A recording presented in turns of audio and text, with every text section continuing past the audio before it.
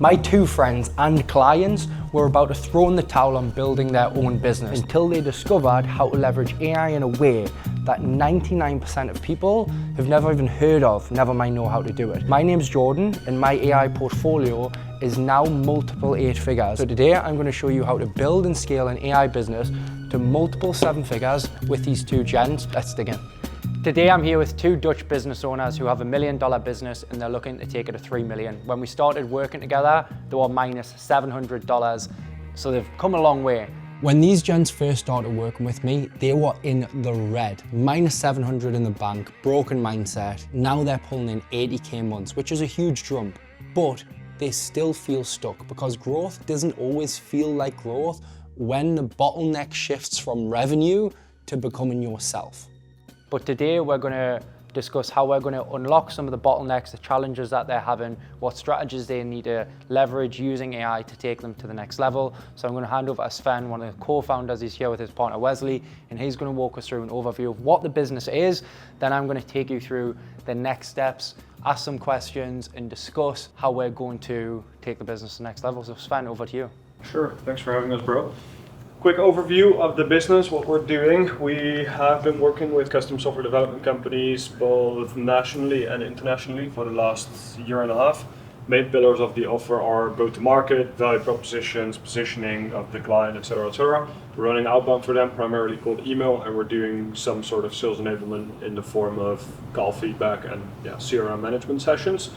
We did just shy of 700K USD last year, 327K in profit, that's 49 gross.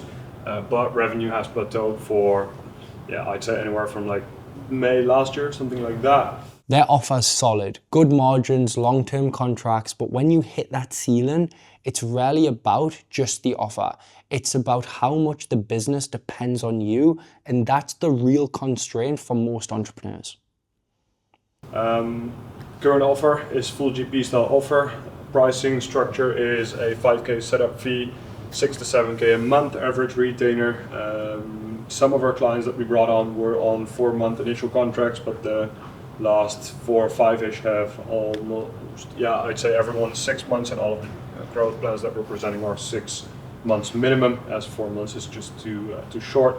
A couple challenges with the current offer is lack of scale, heavily dependent on people and primarily us two, and we have no downsells, no other offers.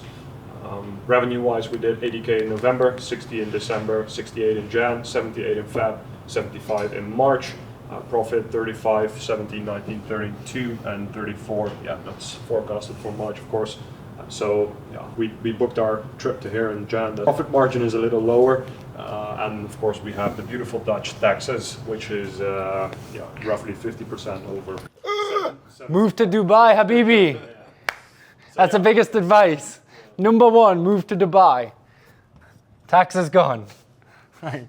Next problem. Thanks for having us. Double the business. See? Cool. Challenges that we have, primary ones are lead flow, both quality and consistency. That's been our biggest issue, especially the volume in there. We did on average 2 sales calls per month for the Dutch side of the business. Primarily because we've had more focus on the international side for a long time, but we're pivoting back to Dutch as we spoke about before. Our sales cycles are long, too long. I'd say 3 months is not, that would be a good average. We have, I'd say personal unalignment with, or personal, let's call them issues within the business, and both on the personal side in terms of like being the driving force behind the business. We have bad data in terms of lack of data and or people do not use the systems like we should. We have data, but we cannot actually use it to make decisions on. That's primarily focused on lead flow, qualified lead flow, number of calls booked, sales call booked, etc., etc. Offers I primarily mean the offers in terms of no downsell, no. We have 1 offer. That's it. There's no other thing to sell. And the biggest, I'd say one of the biggest one right now is people and hiring. Hiring is kind of slow, and for a very long time we have accepted underperformance of the team, and we have issues with training, hiring, auditing, big one. So that's that. The team is 8 in total right now. We have 2 SDRs, 2 head of acquisitions, 2 VAs, and it's me and Wesley. Okay, this was the moment that I knew what the root problem was. Everyone in their team is junior, right? They're children. No one's thinking ahead. No one's owning outcomes and results. So of course they're stuck. They're the only adults that's actually in the room. So that's what we're doing it with, and we want to hire, like we spoke about earlier, we want to hire an operator, a project director, whatever you want to name it, to sort of free us up. What does these 2 people do? It's primarily focused on everything related to lead generation, value propositions, go-to-market strategy, just getting business opportunities through the door for clients. So they kind of work on your client Client accounts. A bit of ourselves, but primarily on Yeah, and the SDRs, same. Yeah, for ourselves and for clients. Churn international is super high. We lost almost all of our international clients in January, like a lot of clients, which primarily comes down to just results. That's also why we want to improve the delivery and improve the offer that we currently have. Dutch churn is 25% as of now. There is a split between happy churn and unhappy churn. There's 1 unhappy churn and the rest was sort of happy churn. Situational. Yes, correct. CLTV international is 23k euros, Dutch is close to 50, so big discrepancy there.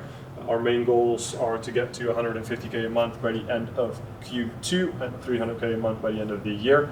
And just have a business that can run on its own, essentially. Aside from us, like the day-to-day is not dependent on us. And if we do take a step away, then shit doesn't hit the fan. Why we want to hit that? Right now we're just stuck in delivery, which annoys us. Okay, we're stuck in delivery. I hear this all the time, but you're stuck because you choose to be there. Everything's your choice. There's no badge of honor doing everything yourself in your business. You scale by firing yourself, making yourself redundant from the job that you're doing with AI or new team members. And we want to remove the financial pressure / stress and just focus on driving the business forward, like work on a business strategy and have more freedom, and that ties back into the day-to-day. If we step away right now and we do that for 3 days, then everything just falls on its ass and there's no one to take responsibility and keep on driving the business forward. So that's where we are at right now. Okay, so what I'm going to solve here is the key challenges and tell you where to look instead of just going through and saying, oh, we'll do this and do that, the things that sound logical because you've already done it. So I'm going to be asking a lot of why and what for, and this is always a good practice for yourself. So okay, like it lacks scale, but why?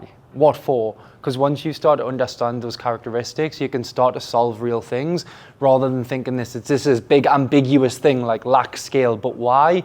And you never really define what those things are. So there's some statements that you've made that I don't know if you've thought all the way through them. So I'm going to dig into those. Then we're going to go through people is just screaming out to me here. Like people is your biggest unblock. One of the biggest issues here is everyone who works for you is junior. Of course, you feel like you're stuck in, and of course, you feel like you have these things. And then processes, I'm going to be talking about how we're going to leverage AI. We'll dig into some of the like low-hanging fruit, the strategies around that. Then we'll have like a full takeaway of what to do. Then on the next session where you dig into the ads with Jacob, you'll have a clear understanding of what you want to achieve as a business. So then you can focus on just then improving the client acquisition side. Sound good? Sounds good. Cool. Okay. If this video is valuable so far and you want to learn more about starting or scaling your own AI business like these gents, I share free, up-to-date insights today that's working right now in my free email list. So check it out. I'm going to send you some free value as well that you can just implement directly into your business. Let's get on with the video. So the first part here is like software dev. I don't want you to answer this yet, but I just want you to think why. And I want you to think like characteristics. This is decent, the profit. Like it's nice, but like you said, you've been stuck at this revenue level. So I want to understand like why are these challenges still here when you know them to be your challenges? Because sometimes there's other challenges that you just haven't identified. Because if you identify the right problem, sometimes that's all it takes. Does that make sense? Sometimes we're just working on the things that's not the actual root cause of the problem. It's the perceived problem, like lack scale or these things. But here you had people in hiring last. That's your first. That's actually your biggest, like maybe second underneath the lead flow. but also you are sitting on over 100K in cash, like not to include the new cash flow coming in. So you do have a little bit of a firepower there. They've got over 100 grand sitting in the bank, but they're scared to spend 8,000 to fix their biggest bottleneck. That's not a money problem, it's a decision-making problem, and it's based from fear. So they just need to take the next right step because that's going to unlock so much more money. Two, for example, okay, you might not want to pay add-on 20K a month in fixed costs, but it might be, okay, I'll speak to a recruiter to bring on a project manager, right? Okay, that's might cost us 10K, 8K to get done, but it's a major bottleneck solved. And could you make 8K from a setup fee or downsell? Yeah. So your time is sometimes best just making money rather than dealing with all of these things. Why I think about it, like I don't think of, oh, everything that I do needs to be fully sustainable. I think what allows me to invest now to accelerate me to the next level, then I can cut the things away. So right now, I'm probably inefficient in, for example, the media team at the moment for how much output we're doing, but I'm okay with being inefficient if I can be effective. Then once I'm effective, I improve the efficiencies. Okay, so I want us to come back to here, right? I know that this is your biggest pain point in terms of you feel like you haven't grown, so it feels like it's Groundhog Day. You're doing the same things, you're not getting to that next level. Even though I know this month was going to be a good one with having a couple of churns, you just smashed the 100K per month. But still, we want to be confident that we're on the pathway, even if we do take a month that's a little bit lower because of situations that aren't fully in our control. Because that happens in business, you know. Facebook ads can blow up, clients can like churn through not your fault. There's a lot of different things that can happen. The second part that we want to dig into is like, why does this lack scale? Because I think this could be part a limiting belief based on the structure that you have. So I think it lacks scale based on your team and your processes, but it doesn't lack scale based on the numbers. Like you could scale this numbers wise, you just don't want to because you're responsible for everything. When we were at your level, we were hiring more senior people. Yeah, and I think now that you explain it this way, I'd say like our identification of lack of skill is just that we're focusing on the wrong issue, and for example, not just fixing lead flow, fixing people, and then figuring out skill as we go. Yeah. Because like this like long sales cycle, even bad data, because you just like, unless it's like client data and you're getting screwed or ads data, like this is still not like a major challenge. And like the offer's not a challenge. It's not testing offers that's the problem. Does that make sense? So it's like this is actually great. Like something that prints out like this profit with no, like you've had no ad spend and you've had like pretty low churn. You've collected 11 case studies out of what, like 14? So the offer's not really the problem. It's the like lack of creating the additional offers, which I think comes back to like you feeling stuck in delivery. This is kind of bullshit because you actually don't have financial stress. Like you don't have a financial problem at the moment. I think like where that kind of comes in is, and that's the reason why I also told Sven like put the taxes on there as well. Like we know that we're in the Netherlands, we're not in Dubai. Like the profit is like, for example, like 34K, that would be like a good profit, but then it's like minus 50%, and then again like in half because it's the both of us essentially. So that's not left with like a lot on the stuff that you're doing for the risk that you're doing for the risk. Yeah, I agree. But if you didn't have the if you didn't have 100K in the bank, I would say like I see what you mean. Like if your lives were like if you needed to take more money out, but like you're not at that stage. Yes, of course, we all like want to continue to live better. But if you were saying, look, like we're not making any profits and we're sick, something needs to change, then I'd be like, yeah, but you have that and you just want to go bigger. That's the problem that you've identified. It goes back to people, processes, and management. Like that's the major one. And I would put offers within the process. Okay, so let's stick on the downsell, which seems to be a big unlock. A lot of the time, I would advise founders that are below $1 million to avoid adding new offers because it can add complexity and take you away from your core. But a smart downsell can do the exact opposite, because as the pipeline fills, it helps smooth out cash flow and actually maximize your pipeline and gives you more leverage because you have more cash, and it doesn't compete with the core offer, it actually supplements it and protects it. Like, what I would be looking at is 3 months is a typical trial for a business. If you bring a person on, they might get a 3 months probation.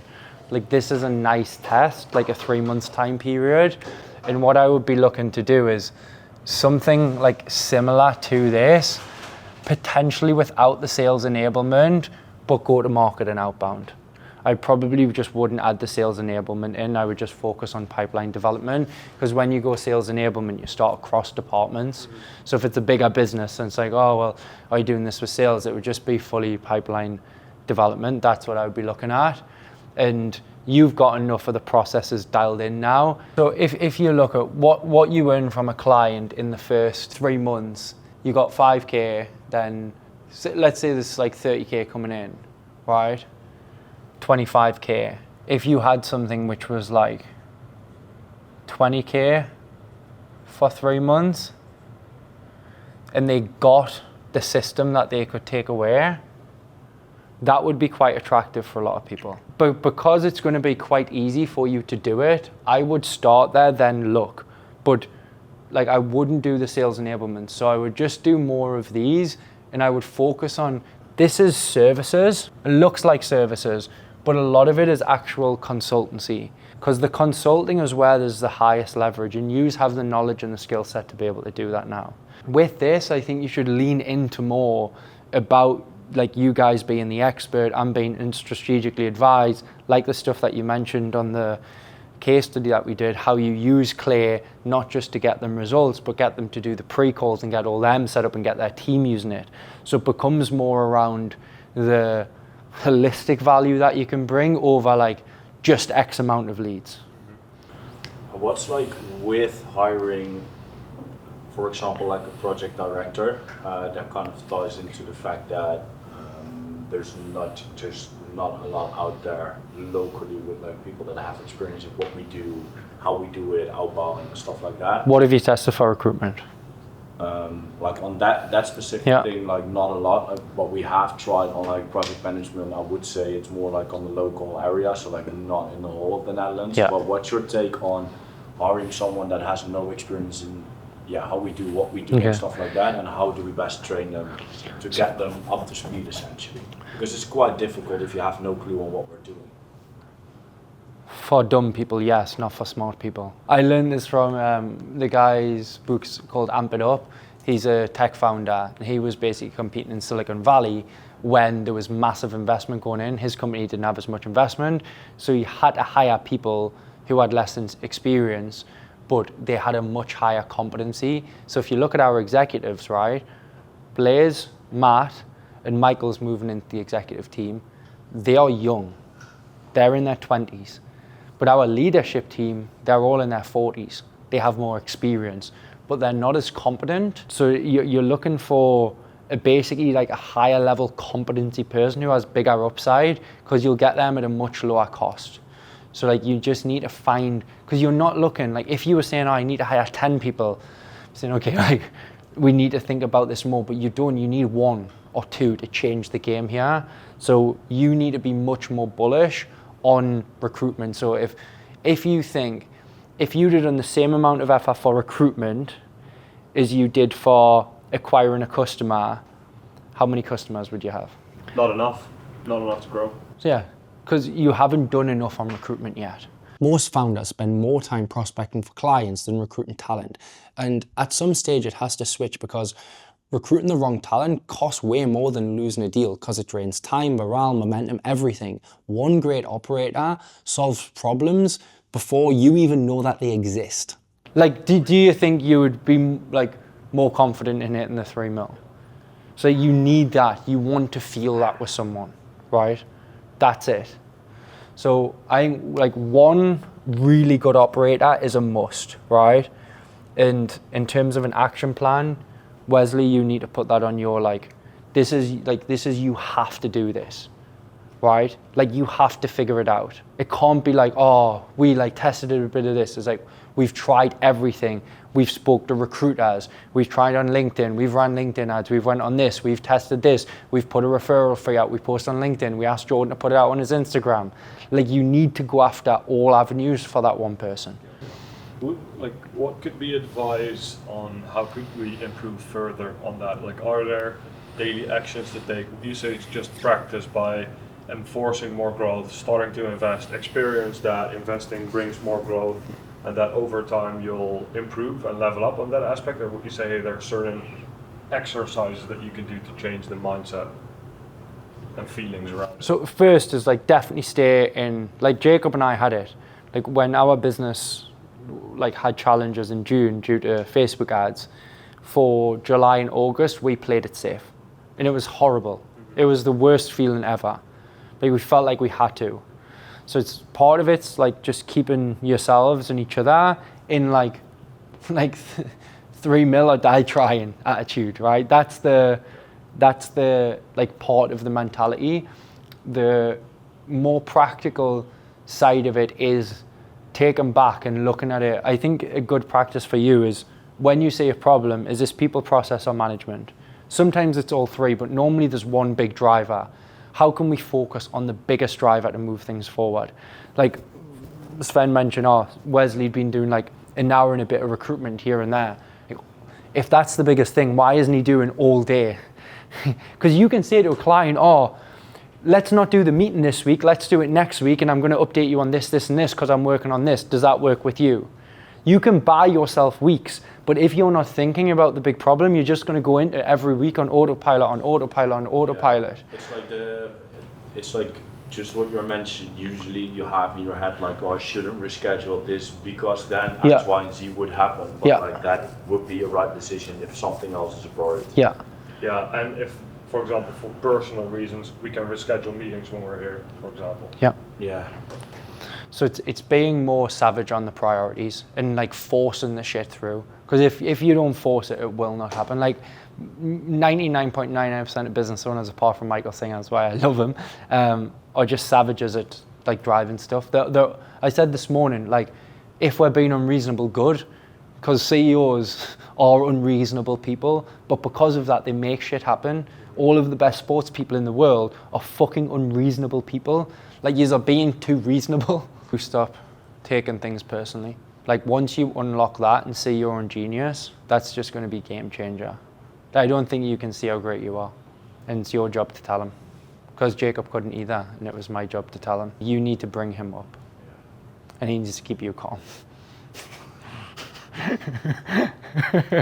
That's it. But these are business partners. Like, that's what the business partners are for. Like, we're here. You can ask us anything. We're going to support you. There's a lot of stuff as well that we'll be able to support you with in this. Like, this team is, like I said, it's going to be systematized a lot. But I only want to hire now people who are creatives, like high-level thinkers, or tech people. There's actually no need for anyone else. I think even our consultants will go way more technical. You're talking about 10 or 100x advancement in technology very quickly. So people who can't, like that, in tech's going to become so easy that if you can think, you can use it well. Mm-hmm. So that's why it's like thinkers, creatives, like technical people. But I would probably, all on this team is, I think, missing is a team operator and someone who's like highly technical. Like, I would be looking for a highly technical person after that. What? No. No. An operator who can think. You want someone who has business, like, acumen. Mm-hmm. So Matt and Blaze love business. So they have business acumen even though they're young. They just get it. Yeah, but if you look at a guy we hired called Mahmood, he's like a hardcore AI developer. He doesn't want to do sales and marketing. He just like wants to stay away from the business and just develop. You don't need that right now. You need someone who can help bridge the business for you and take away this feeling of being stuck in delivery. Yeah. And would you say the operator would be someone who essentially does client calls, people management, that type of stuff? Or is that like... I would say they're going to pick up anything. So we hired a guy called Raheem who was going to come in and do back-end ops for us, but we had a problem with the show rate. So we were like, Raheem, fix the show rate. And he's done it. Better than anyone from sales could do. He's had no experience ever in show rate. He's done it better than anyone from sales could do. He's had no experience ever doing anything in sales. It doesn't take long to ramp up a really good person, like for what you're doing. Yes, for them to be fully making client decisions and strategic decisions, yes, it's going to take a ramp up time of like 3 to 6 months, but they will make a massive impact probably before they even start. You don't want to remove and you jump out and someone go in like completely fresh. It becomes a blend. I think it's also like more like the operator has a strategy session and gets the right person on to be on that strategy session. Yeah, like it'll depend what your biggest priorities are. The best person in your business, you're going to put on the hardest problems. Like that's in our business, it's a sales business, right? We have our delivery dialed in. So Matt spending all of his time in delivery is not going to make the business grow. But him making sure the front end's working and the management working is the highest leverage thing. It's like if you are the goal scorer, so you need to take lead on these things. And if you get dragged into anything else, Wesley, can you pick these up? Because I need to do these things. So this is the money maker for both of these. Agreed. Yeah. Good sash. And the one thing that I wish I'd known when starting my business is momentum doesn't just come from forcing this working harder. It's actually by working smarter. And you can apply these little tweaks like this to any business. And I guarantee you that you'll be in a better place because of this. If you like this video, you'll love this one right here. Thanks for watching, respect, and I'll see you in the next one.